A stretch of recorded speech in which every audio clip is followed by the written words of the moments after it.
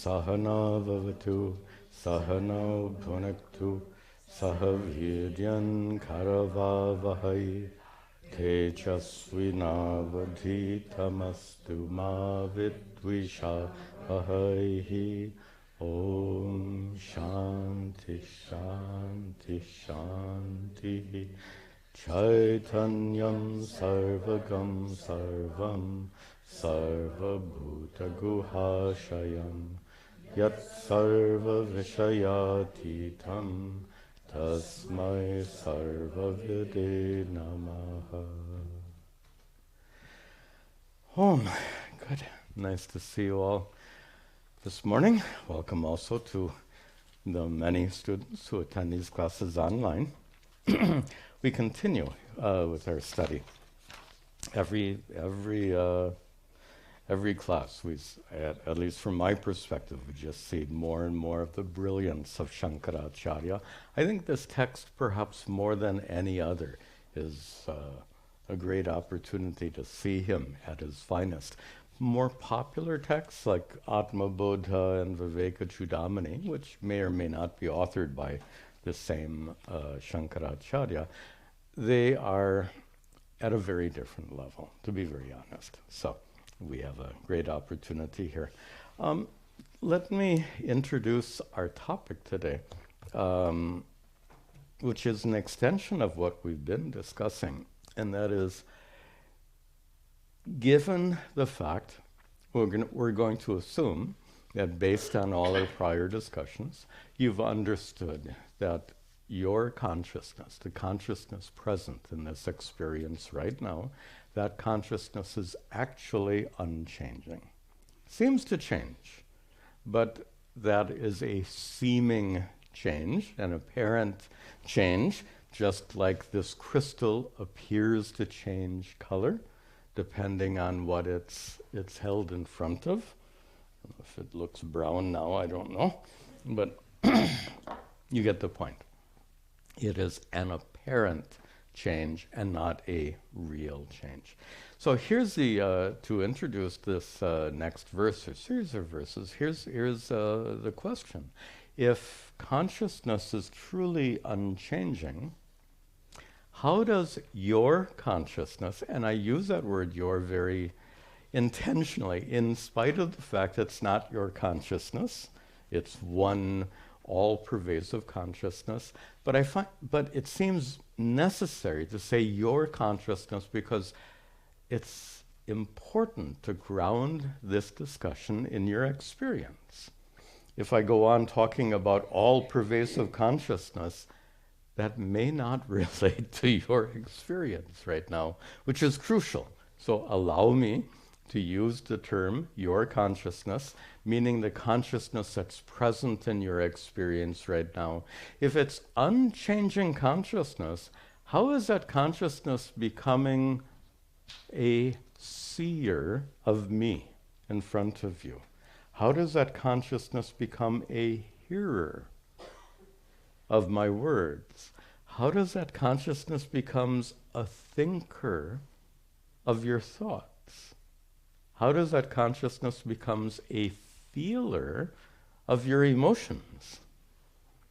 How does that consciousness become the witness of the three states of experience?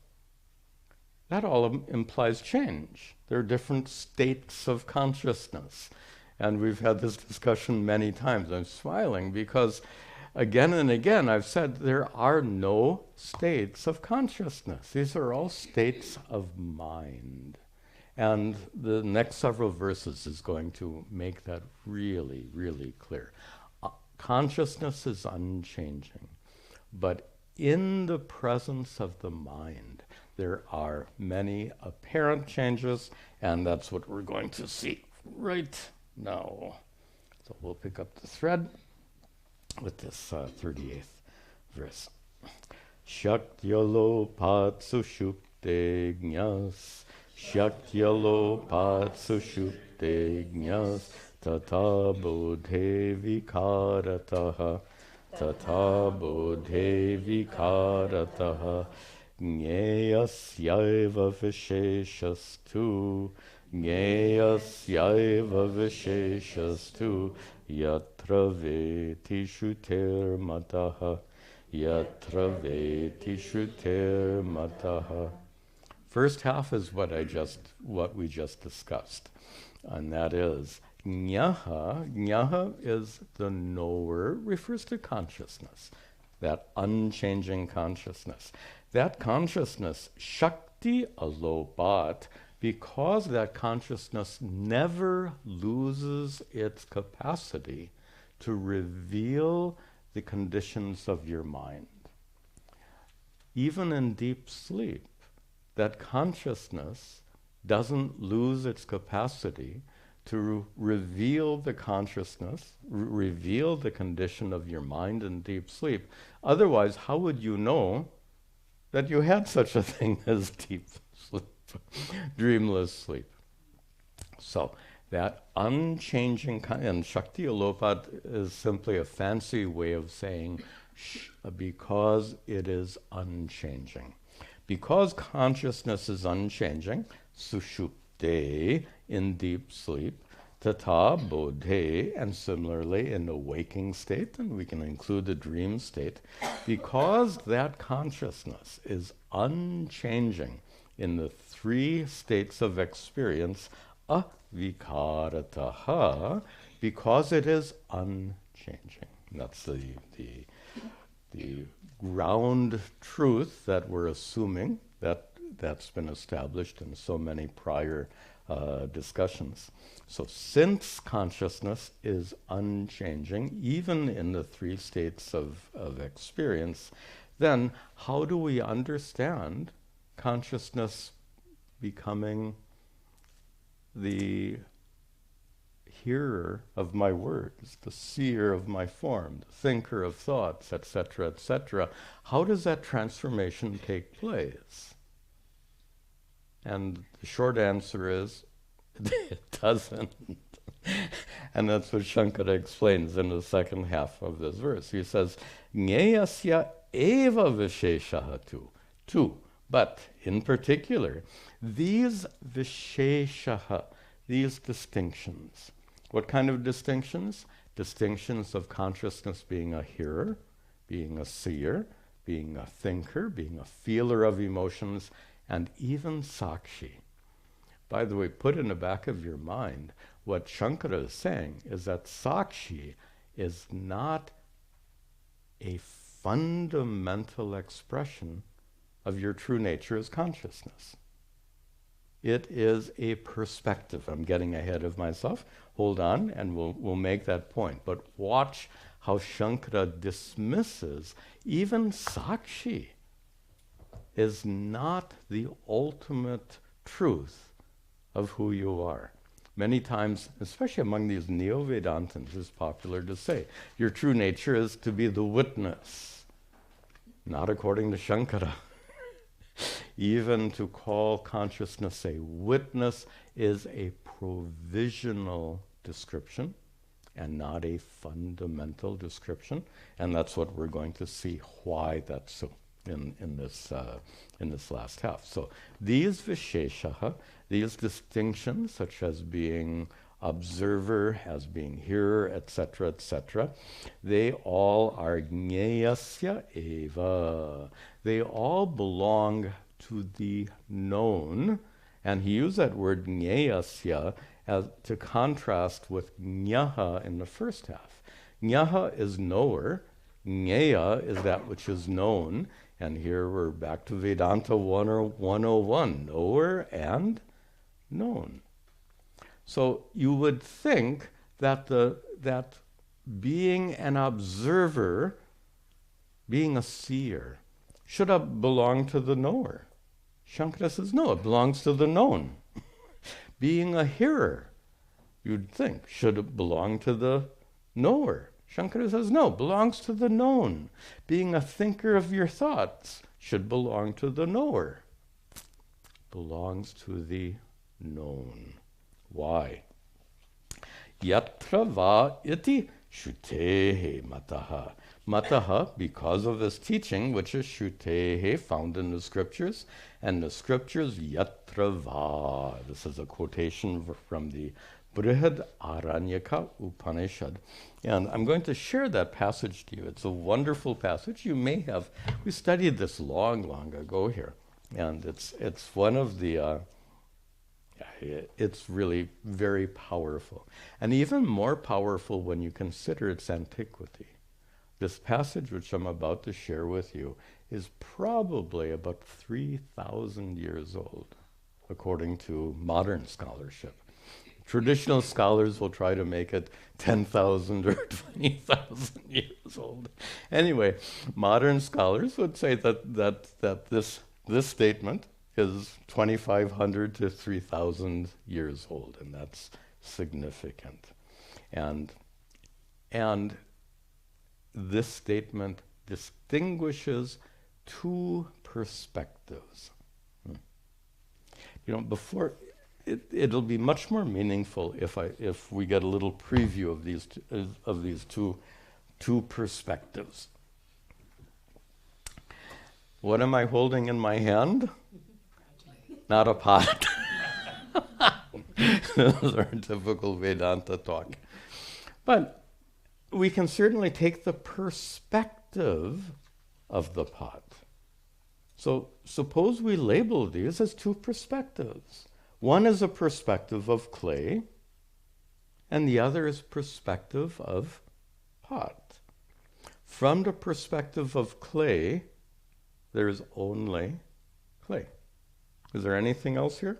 There's only clay. Advaita, in a manner of speaking, in this metaphor. So that is a non-dualistic perspective from the perspective of the fundamental reality. But from a more experiential standpoint, we can talk about pot. And notice that this pot has a top, has a middle, has a bottom, has an inside, has an outside, has shape. The shape is round. The shape is curvy. Wow, all kinds of details. Duality. At the level of duality, you have, Shankara used that word vishesha, distinction. It's also used in grammar for adjective. Notice all of these words I just used describe the pot. It is a round pot. It is a pot with a top, middle, and bottom, etc. All of these are descriptions. Vishesha, visheshana would actually mean adjective. Anyway, these are all descriptive of the pot, and these words all refer to the level of duality in our metaphor. So there's a non-dual perspective in which there is only clay, and there is a dual perspective in which we find all kinds of distinctions. Now, with that understanding in mind, here's that wonderful passage I mentioned. Yatra hi dvaitam eva bhavati, from the perspective of duality, from the perspective of the pot. Yatra hi dvaitam eva bhavati, and dvaitam eva, where there is as though a pot. Pretend, I'm just playing with you right now. Let us pretend this is a pot. Because as Advaitins, we know it's only clay. But for the sake of our discussion, we can pretend it is a pot. Dvaitam eva. That eva means as though, like. So, yatra hi dvaitam eva bhavati, assuming or taking the perspective of duality, then tad ittara ittaram pashyati. Then there is one thing who sees another.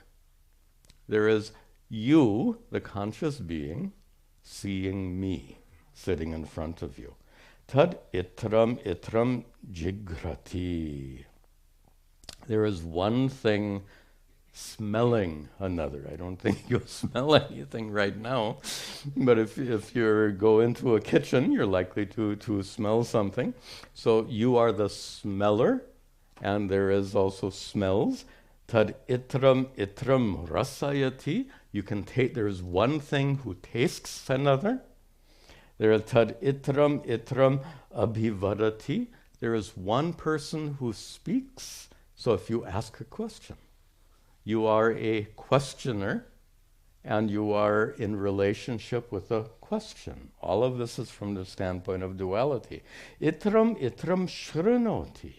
You are a hearer of my words from the perspective of duality. Itram itram manute. You are a thinker of your thoughts. Tad itram itram sprushati. You are a feeler of tactile sensations. Tad itram itram vijanati. You are one who understands things. All of this is from the perspective of duality. Yatra tu.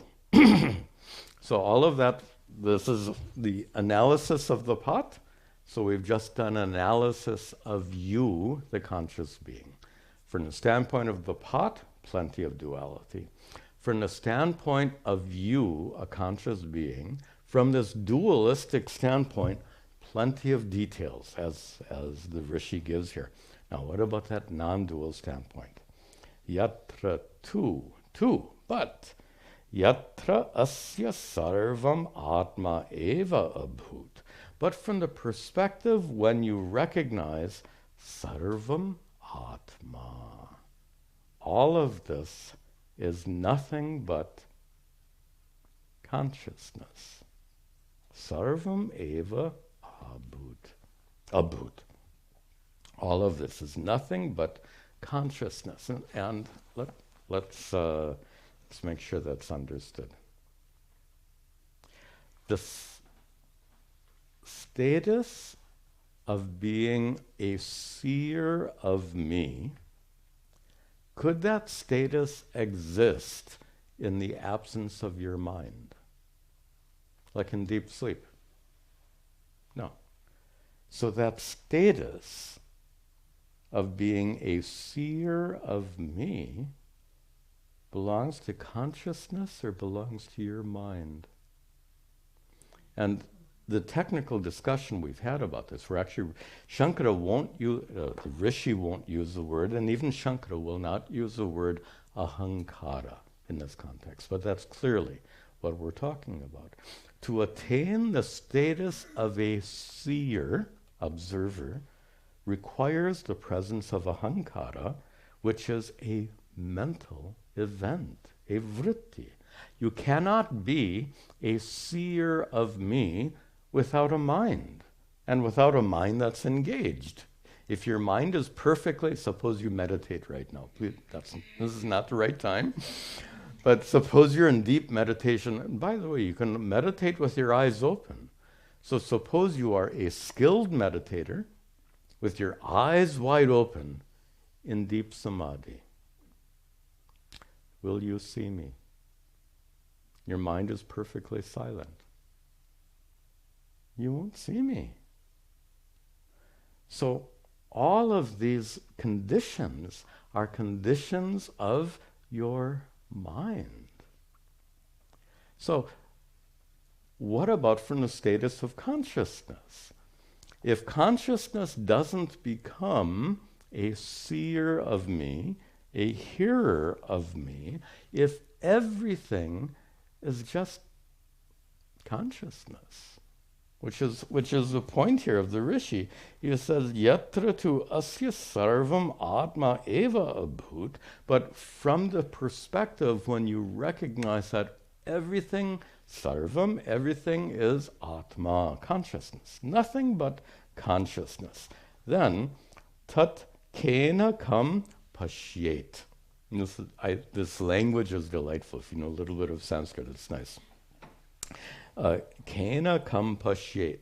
Who, by whom, will what be seen? By whom will what be seen? And he continues, tat kena kim jigret. By whom will what be smelled? Tat kena kam rasayayet. By whom will what be tasted? Tat kena kam abhivadet. By whom will what be said? Tat kena kam shunuyat. By whom will what be heard? Tat kena kam manvita. By whom will what be thought? Tat kena kam sprashet. By whom will what be felt? Tat kena kam vijaniyat. By whom will what be understood? Yena idam sarvam vijanati tam kena vijaniyat. Same thing, expanded. Sa esha neti neti iti atma agrahya. This is going into the next topic, neti neti, but that doesn't, we'll set it aside at this point. We're not going to study this passage, but rather this is a passage that Shankara has quoted to understand that these perspectives of being a seer, a hearer, a thinker are not modifications of consciousness. They are not states of consciousness. We can certainly call them states of mind. When your mind is engaged in seeing, you, consciousness, become as though a seer. When your mind is engaged in hearing, you become as though a hearer. So that's that iva that's used here. Yatrava iti shutehe. So I've got one more example here. I've already given the example of the pot. How about a modern example? A modern example, when you watch a movie, or when you watch a movie is a good example. So there's a lot of duality. There are all these different characters are on a set and lots of things are going on. So from one perspective, there's a lot of duality. On the other hand, in a movie theater, it's all a projection of light. One light, which has as though many different elements. Light doesn't have all those elements. Light is just light. But because of the projector shining through the film, actually they don't have film anymore. I think film is antique, I think. So all projectors, I think all theaters are using digital projectors nowadays. Anyway, so it's still light shining through something. So that high resolution, whatever it is that they shine through, it's still the projection of light. One light with much duality. One consciousness that appears as, let's do it. One consciousness appears as thinker and thought. One consciousness appears as seer and seen. Now, careful now. The scene I'm talking about is a scene in your mind. That which is seen, not S-C-E-N-E, S-E-E-N, that which you see in your mind. Let's stay focused on the mind. Let's not talk about what's outside. That's a different discussion. But with regard to your mind, the seer is an attribute of your mind, and the seen is an attribute of your mind. Hearer and heard are attributes of your mind. Thinker and thought are attributes of your mind.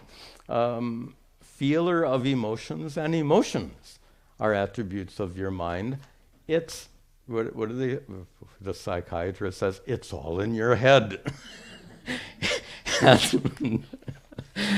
It's It's all in your mind. And from a Vedantic standpoint, it really is. One unchanging consciousness from the standpoint of non-duality, from the standpoint of that light in the movie theater. But then from the standpoint of mind, we have all kinds of duality. And in fact, Shankara is going to expand on that point in this next verse.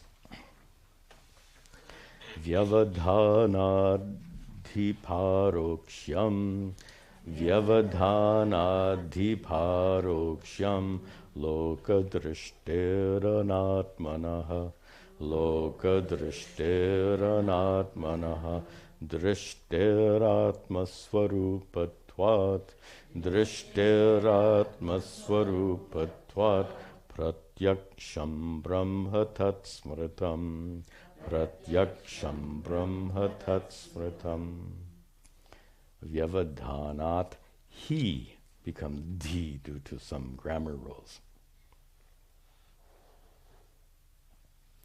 Lokadrishtehe anatmanaha, for objects. Anatma, objects. For objects other than the other, which are anatma. Atma is not a self, so anatma. For objects other than a self, lokadrishtehe, which are seen in the world. For any object that is experienced in the world. What about these objects? He says, Shankara says, they have parokshyam. A little technical term. Paroksha means remote. Parokshyam is a state of remoteness. And state of remoteness means that they are known indirectly. And that's what the first word here means. Vyavadhanat. Because there is something in between. Because of by the way, my translation, mediator, that's not a typo. We're not talking about meditator here. Mediator is that which comes in between. So your experience right now, your experience of me, has a mediator. Not like in a courtroom, obviously. The mediator in this case is your mind. Because of the mediation of your mind, you become the experiencer of me as an object. Or, better yet, the me sitting in your head, so to speak. I like that expression. I'm sitting in your head. What do they say? Rent free. I've taken up residence in your head, rent free. At least for the duration of this class, I'm sitting in your head. I'm referring, of course, to the image of me that arises in your mind due to the function of your eyes, your eyeballs, optic nerve, brain, and all of that. So I'm sitting in your head, and you are the knower of me sitting in your head because of the mediation of your mind. The mind is a mediator. In fact, not mediator. You can go to a root meaning. I think this has a Latin. I think media is a Latin word. It means the substance, the stuff, is media. So the medium is your mind. The mind is the medium for experience. It's an interesting way to put it. I've never put it in those terms, but I think it seems to apply. The mind is the medium of experience. That is to say, that experiences take place in the mind. Now, Shankara's point here is saying that because there is a mediator, an not intercessor, something in between, vyavadhana. Sanskrit is more clear, I think, than English. Vyavadhana means there's something in between. There's some distance between the two. because there's distance between knower and known, because the mind is present as a mediator, therefore your knowledge of those objects are paroksham. They are that knowledge is indirect. And, we got to say, well, so what? Well, that's leading to the second half here. He says, drishdehe atma-swarupa-tvat. But because drishti means the whole process of seeing, everything that takes place in your mind takes place due to consciousness. Just to get something fundamental here. Does the concept of mind have any meaning in the absence of consciousness? Now, I know that according to Freud and Jung and their followers, they speak of such a thing as an unconscious mind. Well, to us Vedantins, unconscious mind simply means memories or vasanas, samskaras, impressions, etc. They have it's language. So we wouldn't call it unconscious mind. We would call them impressions and memories, and so forth. So, restating the question then, does mind have any meaning whatsoever in the absence of consciousness? In fact, from a purely Vedantic standpoint, we could say consciousness plus nama-rupa equals mind. As soon as you start putting some names and forms on consciousness, that's what we call mind. That image of me sitting inside your head is consciousness with this particular nama-rupa. The point here then is really speaking from that non-dual standpoint. Here we got the two standpoints again. From the standpoint of mind, there are many things that you see, hear, smell, taste, etc. From the standpoint of consciousness, there is only consciousness, which is the point made in that passage from the Brihadaranyaka Upanishad. Now Shankara extends it here, and he says, drishdehe atma-swarupa-tvat, because in this process of seeing, there is only consciousness. He calls it atma-swarupa, your true nature as consciousness, because this experience right now is nothing but consciousness. I'm pausing because I'd like you to reflect on that. Right now, experience. What is that experience? Consciousness plus nama-rupa. But just as pot is not a second thing in addition to clay, nama-rupa is not a second thing in addition to consciousness. So right now, in this experience, in addition to consciousness, what else is present? In addition to clay, what else is here? It's only clay. In this experience, in addition to consciousness, what else? Nothing else. Only consciousness. And that consciousness, the consciousness present right now in your experience, pratyaksham brahma tatsmritam. Shankaracharya says tatsmritam, that is remembered, that is understood as pratyaksham brahma. Brahman here is only Shankara can interweave Atma and Brahman like this, because this is not an introductory text. He can get away with it, so he does so. Instead of saying Chit or Chaitanya or consciousness, he says Brahman. He assumes that you've figured it out by now, or you wouldn't be studying in the 17th chapter. You would have given up long ago. So you understand. Brahman here means consciousness. And the key word here is pratyaksham. Immediately known, directly. known. In other contexts, it can mean that which is perceived as if by your five senses. Obviously, that's not our context here. But this pratyaksham is the opposite of paroksham in the first half. And this is the point Shankara wants to make in this verse. He's saying that objects are known to you. Any object known to you is known to you as paroksham. It is known indirectly, as opposed to consciousness itself, which is known to you how? Pratyaksham. It is pratyaksham. It is known to you directly. Directly means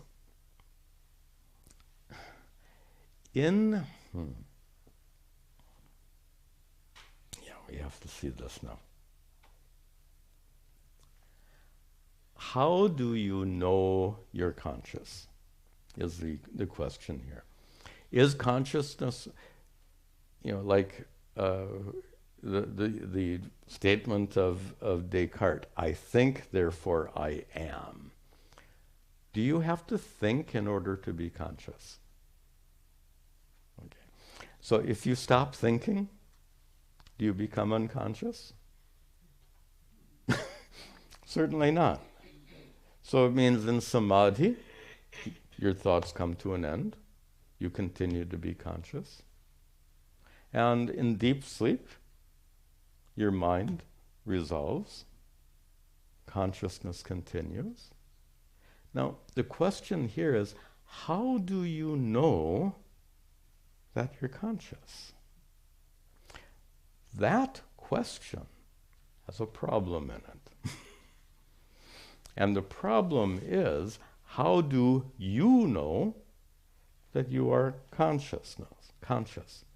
That's like saying, how is A equal to A? Of course, A is A. Fancy people call that tautology. A is A. How do you know you are conscious? Well, consciousness is you. You are that consciousness, and that consciousness is never an object that you're aware of. We're back to Vedanta 101 here again, knower and known. That consciousness is not...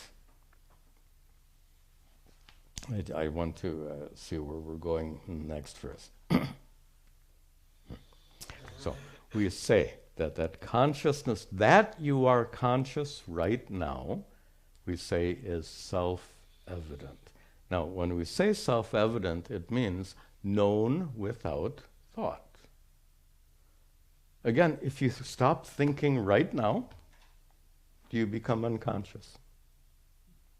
That's a nice way of understanding it. If you stop thinking right now, you're still conscious. So you don't require the mind as an intercessor, but people get fixated. But how do I know consciousness? How do I know consciousness? How does A know A? You see the problem with the question. When you ask, how do I know consciousness, by the way, there's a problem in logic when a question contains a false assumption. Very common logical fallacy. And the example you may have heard from me before, it's not a nice example, but the example that's common, especially if this is a very typically American example, have you stopped beating your wife yet? Typical American example. Have you stopped beating your wife yet? How can you answer that question? It's an invalid question. Let me make it less sexist. Have you stopped beating your spouse yet? Because watch out, she can be pretty mean too. So you can't answer that question. It's a defective question. And it's a defective question because it contains a wrong assumption. How do I know consciousness? Contains a wrong assumption. And the wrong assumption is that I am different from consciousness.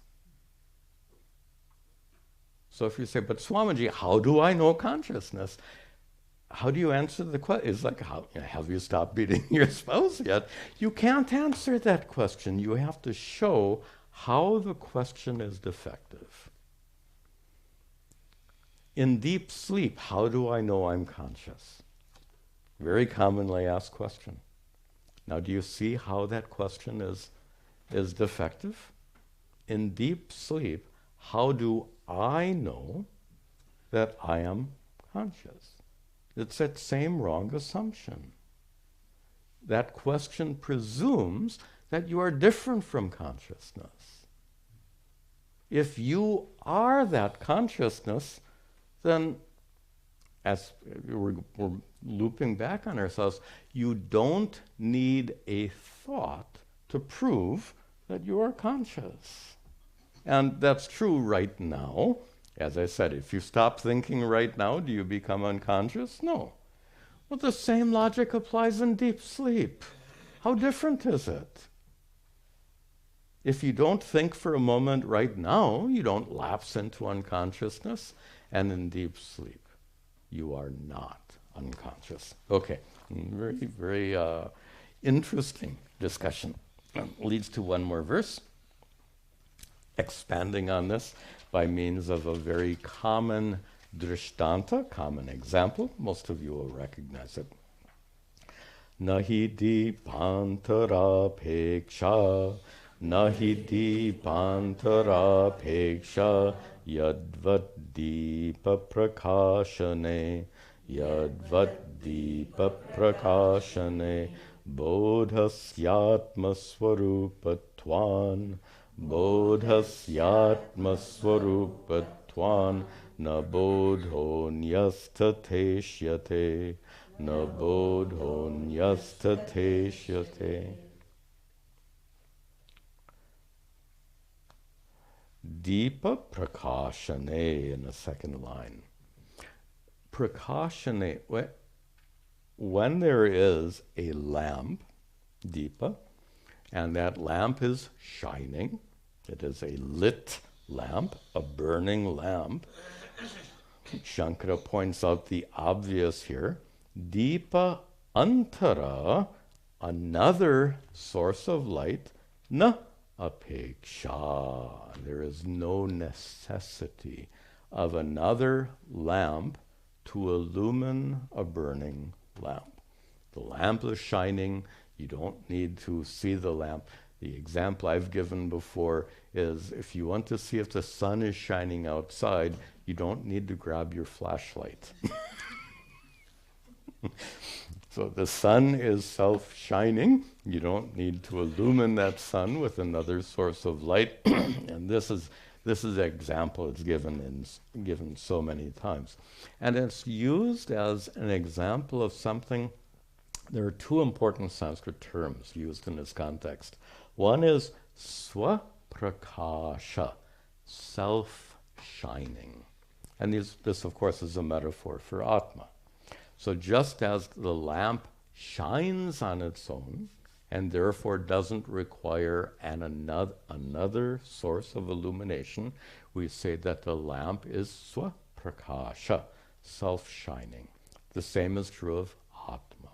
Atma is self-shining. You don't need a flashlight, you don't need another consciousness to reveal that consciousness. It reveals itself, which is the second meaning of the second word, which is important in this context, and that is swata siddha, self-established. Swaprakasha, self-shining, and swata siddha, self-established. Self-established means you don't have to think about it to establish the existence of consciousness. quite to the contrary of what Descartes said. I think, therefore I am. And of course he said it in a context where it made sense, but from our Vedantic standpoint, I am, therefore I can think. Consciousness is primary. Thinking is secondary. So this is a commonly used metaphor for Atma, and this is the Drishtanta comes in the first half, the Darshtanta comes in the second half. Bodhasya Atma Sarupatvat. Because Bodha here means consciousness. Because consciousness is Atma Sarupa, it's your true nature, it's you. We're going back to the question, how do I know I'm consciousness? There's no you and consciousness. These are not two different things. You can't divide them up into two different things. How can I know that I am conscious?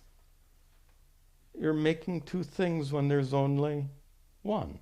You are self-shining, self-revealing, svaprakasha consciousness, self-shining consciousness. So therefore, na bodho anyaha tata ishyate. Tata. In the same way, na ishyate, there's no requirement for anyaha bodhaha, another consciousness. You don't need another lamp to reveal the lamp. You don't need another consciousness to reveal this consciousness. So at a very superficial level, it's obvious, but then if you want to get more clever about it, then if there's a logical analysis, and that is if this consciousness requires consciousness to know it, then this consciousness requires another consciousness, which requires another consciousness, which requires another consciousness, leading to infinite regress. Infinite regress is already a logical problem, but in addition to that, do you experience yourself as one consciousness or an infinite series of consciousnesses? Our own experience also supports. You are one self-shining, swaprakasha, self-established, swata-siddha consciousness. Therefore, that question, in deep sleep, how do I know that I am conscious, is an invalid question. In fact, we would turn it around and say, prove that you're not conscious. I'm smiling because if you try, you're going to get in trouble. How do you prove? If, in general, proving the absence of something is already problematic. In this case, it's exceedingly problematic. Anyway, instead of getting into all the logic of it, we can recognize the question is invalid. The question starts off on the wrong foot, as we say. The wrong foot being the assumption that I am not that consciousness. If I am that consciousness, then that consciousness doesn't need to be proved, doesn't need to be revealed, because I am a fundamental truth of our experience right now. Okay, that's a good place to conclude, and we'll see Shankara's unfoldment of this topic more in our next class. Om Sarve Bhavantu Sukhinaha Sarve Santu Niramayaha Sarve Bhadrani Pashyantu Ma Kasyad Dukkha Bhag Bhavet Asato Ma Satgamaya Tamaso Ma Jyotirgamaya Mrityor Ma Amritangamaya. Om Shanti Shanti Shanti. Om Tat Sat. Very nice.